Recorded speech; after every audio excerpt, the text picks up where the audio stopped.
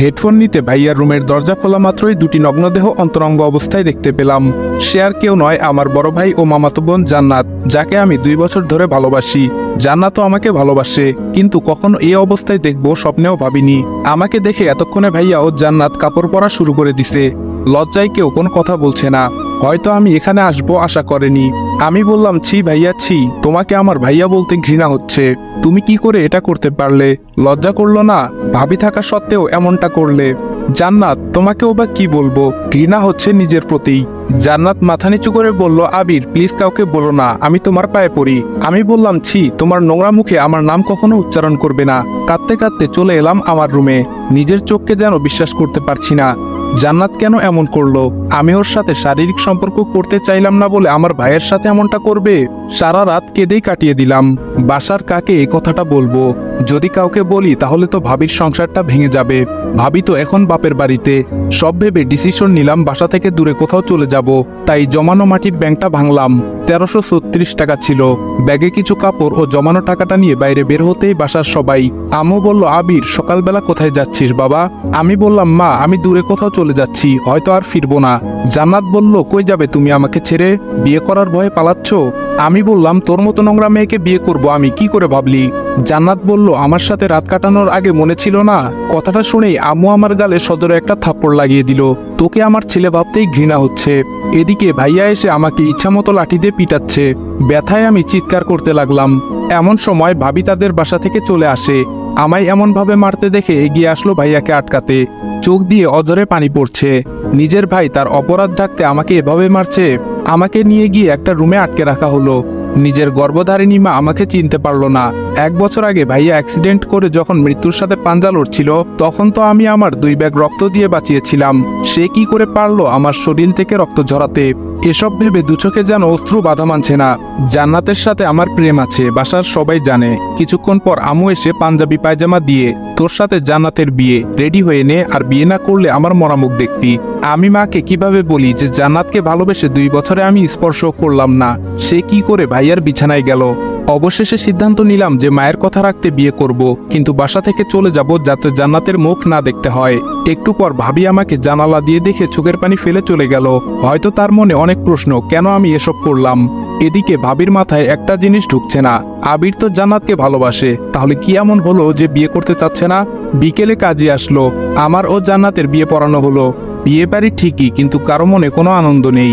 সবার মন খারাপ, শুধু আমার বড় ভাই আকাশ ও জান্নাত ছাড়া। পায়ে ও হাতে প্রচন্ড ব্যথা করতেছে, তবুও কষ্ট করে একটা চিঠি লিখলাম। প্রিয় মা, আমি তোমার কথা রেখেছি মা। আমি জান্নাতকে বিয়ে করেছি। জানো মা, তোমার মরামুখ আমার সহ্য হবে না। জানো মা, আমি তোমাকে অনেক ভালোবাসি। আমার বাবা অনেক আগেই পরপারে চলে গেছে। জানি না সে থাকলে হয়তো আরো অনেক মারতো, কিন্তু তুমি আমাকে মারোনি মা। আমি জানি তুমি আমাকে অনেক ভালোবাসো, অনেক কষ্ট পেয়েছো জানি, কিন্তু আমি কষ্ট দিতে চাইনি। হয়তো একদিন আজকের থেকেও অনেক বেশি কষ্ট পাবে, যেদিন আমার চলে যাওয়ার কারণটা জানবে। একটা জিনিস ভেবে খুব কষ্ট পাইছি মা, তুমিও আমাকে বুঝলে না। আমি অনেক দূরে চলে গেলাম মা, নিজের খেয়াল রাখিও। ইতি, তোমার কলিজার টুকরা। বাসার দেওয়াল টপকে বাহিরে আসলাম। চলছি দূর অজানায়। সামনে রেল স্টেশন। ট্রেন আসার আওয়াজ পেয়ে স্টেশনে এসে ট্রেনে উঠে পড়ি। জানি না কোথায় যাব। একটা সিটে বসতেই পায়ে কি যেন লাগলো। তাকিয়ে দেখি একটা লাগেজ, কিন্তু লাগেজটা কার? এই সিটে তো কেউ ছিল না। জানালা দিয়ে সবুজ প্রকৃতি দেখছি। পরের স্টেশন আসতে আশেপাশের সবাই সিট থেকে নেমে গেল, কিন্তু কেউ লাগেজটা নিল না। মনে হয় কেউ ছেড়ে গেছে। লাগেজটা খুলতেই অবাক হয়ে যাই। লাগেজটা টাকা দিয়ে ভর্তি, কিন্তু এগুলো কার টাকা? দেখি তো লাগেজে কোনো কার্ড বা ঠিকানা আছে কিনা। একটা কাগজ দেখতে পেলাম, সেখানে লেখা, হ্যাঁ তোমাকেই বলছি, সন্ত্রাসীরা আমার পিছু নিয়েছে। জানি হয়তো আমাকে মেরে ফেলবে। প্লিজ টাকাগুলো আমার বাসায় পৌঁছে দিও, নয়তো আমার পরিবার রাস্তায় বসবে। লেখাগুলোর নিচে ঠিকানা দেওয়া। এখন কি করব বুঝতেছি না। এতগুলো টাকাগুলো নিয়ে ঢাকায় চলে আসি। আম্মুর জন্য মনটা কাঁদছে। জানি না আমাকে না পেয়ে আম্মু এখন কি করছে। কাগজে লেখা ওই ঠিকানায় সিএনজি করে যাচ্ছি, আর মনে পড়ছে আম্মুকে। সামনে একটা কার ও পিকআপ মারাত্মক অ্যাক্সিডেন্ট হয়। রক্তাক্ত হয়ে গাড়িতে একজন লোক পড়ে আছে, কিন্তু কেউ এগিয়ে আসছে না। সিএনজিটিকে থামিয়ে দৌড়ে গাড়িটির কাছে গিয়ে লোকটিকে বের করলাম। অনেক জায়গায় আঘাত পেয়েছে, মাথা ফেটে গেছে, পায়েও ক্ষতের সৃষ্টি হয়েছে। রক্ত বের হচ্ছে অনেক। আমি সিএনজি চালক ভাইকে বললাম, ভাইয়া একটু এদিকে আসেন, লোকটিকে হাসপাতালে নিতে হবে, বেশিক্ষণ এভাবে থাকলে লোকটি মারা যাবে। সিএনজি চালক ভাই বলল, ভাই ছাড়ুন তো এসব, আমার আবার আপনাকে নামিয়ে অন্য প্যাসেঞ্জার নিতে হবে, এসব পুলিশ দেখবে, আপনি গাড়িতে উঠুন। আমি বললাম, আপনাকে ডাবল ভাড়া দিব, লোকটিকে নিয়ে আগে হাসপাতালে চলুন। এদিকে লোকটির অবস্থা আরো খারাপ হতে লাগলো। তাড়াতাড়ি সামনের একটা হাসপাতালে নিয়ে আসলাম। ডক্টর লোকটিকে কেবিনে নিয়ে আমাকে বলল, পেশেন্টের অবস্থা খুবই খারাপ, ইমার্জেন্সি অপারেশন করতে হবে, আপনি ওনার কি হন? আমি বললাম, ছেলে। ডক্টর বলল, এখনই ক্যাশ কাউন্টারে 5 লাখ টাকা জমা দিন, আমরা অপারেশন শুরু করে দিচ্ছি, নয়তো ওনাকে বাঁচানো সম্ভব হবে না। আমি বললাম, ওকে ডক্টর, আমি টাকা জমা দিচ্ছি, আপনি অপারেশন শুরু করে দেন। কি করব ভাবছি, আমার কাছে তো 500 টাকাও নাই, এই টাকাগুলো তো আমার না, সবার আগে জীবন বাঁচানো ফরজ, তাই আর কোনো কিছু না ভেবে টাকা জমা দিলাম। লোকটিকে অপারেশন থিয়েটারে নিল। একটু পর নার্স এসে একটা ফোন হাতে ধরিয়ে দিল। নার্স বলল, এই ফোনটা পেশেন্টের কাছে ছিল, আর জরুরি 2 ব্যাগ ও নেগেটিভ রক্তের ব্যবস্থা করুন। আমি বললাম, আমি দিব রক্ত, আমার রক্তের গ্রুপ ও নেগেটিভ। ডক্টর বলল, আপনি তো 1 ব্যাগ দিতে পারবেন, আর 1 ব্যাগ? আমি বললাম, ডক্টর আমার শরীর থেকেই 2 ব্যাগ নিন প্লিজ, তাছাড়া আমি এখন রক্ত কই পাবো, আমার শরীর থেকে নিন প্লিজ। ডক্টর বলল, না এটা কি করে হয়। আমি অনেক রিকোয়েস্ট করার পর নিল। কিছুক্ষণ পর রিংটং বেজে উঠল। লোকটির ফোনে ফোন দিচ্ছে, রিসিভ করে সালাম দিলাম। অপর সাইড থেকে বলল, কে আপনি? আমার আব্বুর ফোন আপনার কাছে কেন? আমি বললাম, আপনার বাবা অ্যাক্সিডেন্ট করেছেন, হাসপাতালে চলে আসেন। কিছুক্ষণ পর মেয়েটি ও তার মা চলে আসলো। মেয়েটি দেখতে অপসরীর মতো। মেয়েটি বলল, আপনি ফোন রিসিভ করেছিলেন তাই না? আমি বললাম, হ্যাঁ। মেয়েটির মা বলল, ওনাকে এই হসপিটালে কে এনেছে? আমি বললাম, আমি নিয়ে এসেছি। মেয়েটি বলল, এই ফালতু মার্কা হসপিটালে ভর্তি করতে কে বলেছে আপনাকে? বলেই গালের মধ্যে কষে একটা থাপ্পড় লাগিয়ে দিল। এমন সময় নার্স বেরিয়ে এসে বলল, তাড়াতাড়ি এই মেডিসিনগুলো নিয়ে আসুন। আমি বললাম, আন্টি এই নেন ফোন ও মেডিসিনগুলো তাড়াতাড়ি নিয়ে আসেন। আমি চলে যাই। মেয়েটি বলল, ছোট লোকের বাচ্চা, যা ভাগ। আম্মু কাগজটা আমাকে দাও, আমি নিয়ে আসছি। আমি মনে মনে বললাম, হায়রে মানুষ, ওনার বাবাকে বাঁচাতে কত কি করলাম, আর উনি আমার গায়ে হাত তুললো, অপমান করলো। আমার কপালটাই হয়তো খারাপ, তাই এমন কষ্ট পাই। বাহিরে এসে কাগজের ঠিকানায় যাওয়ার জন্য সিএনজিতে উঠলাম। তেজগাঁও এসে সিএনজি থেকে নামলাম। একটা লোককে জিজ্ঞেস করলাম, ভাইয়া এই ঠিকানা একটু দেখিয়ে দিবেন? লোকটি বলল, সামনে গিয়ে ডানে যাবেন, আশেপাশে খুঁজে দেখবেন, পেয়ে যাবেন। অবশেষে বাসা খুঁজে পেলাম। কিন্তু এটা কি বাসা নাকি রাজপ্রাসাদ? অনেক সুন্দর ফুলের গাছও লাগানো।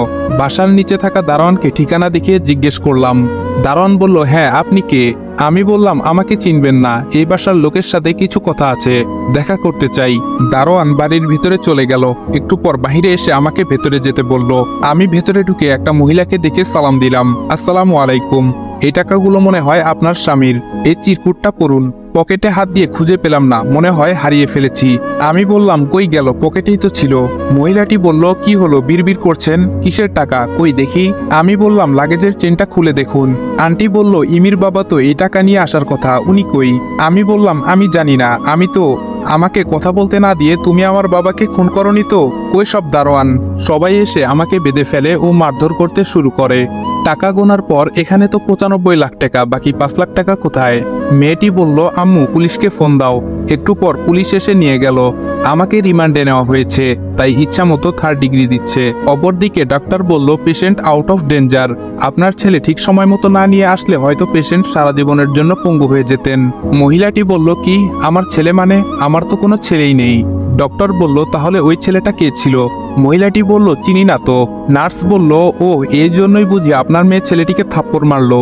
গুড, হয়তো আপনারা বড় লোক, পোশাক আশাকে বলে দিচ্ছে, কিন্তু আপনাকে ছোট লোক বলতেও ঘৃণা হচ্ছে। মা ও মেয়ে কথাগুলো শুনে অবাক হয়ে গেছে। নার্স বলল, আপনি কি জানেন ছেলেটি চিকিৎসার জন্য 5 লক্ষ টাকা জমা দিয়েছে? টাকাটা জমা না দিলে হয়তো এখন পর্যন্ত আপনার স্বামী বেঁচে থাকতো না। মা ও মেয়ে নিশ্চুপ। নার্স বলল, নিজের শরীর থেকে 2 ব্যাগ রক্ত দিয়েছে, যা হয়তো আপনার নিজের ছেলে হলে করতো কিনা সন্দেহ। এখন রোগীর কাছে যাওয়া যাবে না। ডক্টর ও নার্স চলে যায়। এদিকে মেয়েটি মনে অনেক কষ্ট পায়। মেয়েটি তার আম্মুকে বলে, আম্মু আমি এটা কি করলাম? এই কাজের জন্য আমায় আল্লাহ হয়তো ক্ষমা করবে না। মহিলাটি বলল, কাঁদিস না মা, কখনো যদি দেখা হয়ে যায় ক্ষমা চেয়ে নিস। তবুও মেয়েটি তার অন্যায় বুঝতে পেরে চোখের পানি ঝরাচ্ছে। অন্যদিকে আমাকে পুলিশ অনেক মারে, এদিকে আমি কাগজটাও হারিয়ে ফেলেছি। আমাকে এত মারার পরও আমি ব্যথায় চিৎকার করতেছি না। এই ব্যথা তো ক্ষণিকের, তার থেকেও অনেক বড় ব্যথা আমার মনে। অপরদিকে আমান সাহেব বাসায় ফিরে আসে আর জানতে পারে কেউ একজন টাকা নিয়ে আসে, আর 5 লক্ষ টাকা কম থাকায় তাকে তারা পুলিশে দিয়ে দেয়।